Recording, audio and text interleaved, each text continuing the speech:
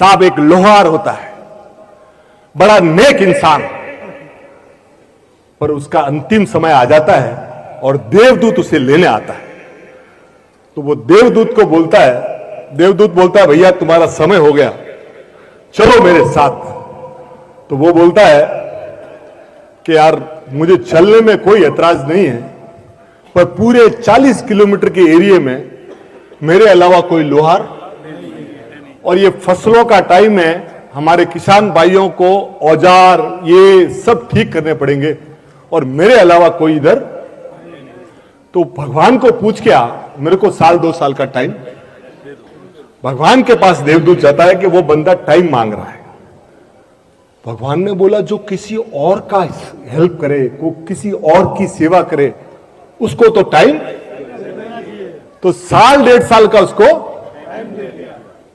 फिर 2 साल बाद वापस देवदूत आया कि भैया अब ये गाड़ी पैक करो।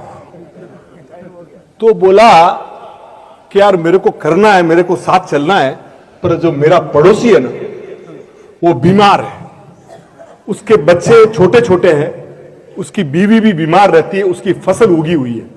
अगर इस समय मैं उसकी हेल्प करूंगा और फसलें निकाल लूंगा तो वो बेचारा, तू पूछ के आ जा। भगवान के पास गया तो भगवान ने कहा दुनिया में ऐसे लोग कम हैं जो दूसरे की पीड़ा। उसको 2 साल और ऐसे करते करते उसने 30 से 40 साल निकाल दिए लोगों की सेवा।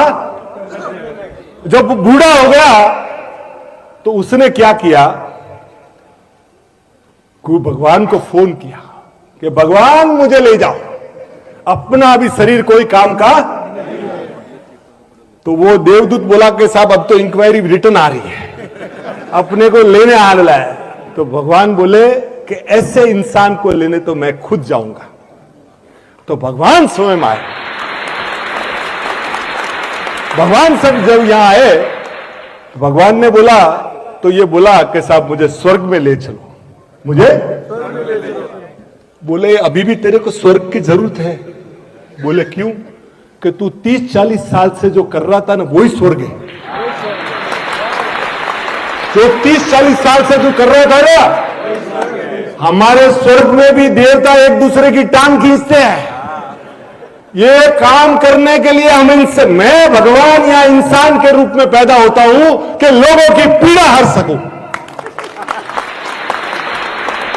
तो साहब आपको इंसान का जीवन मिला है, हम लोग यहां बैठे हैं, हमारे भाई यहां बैठे हैं,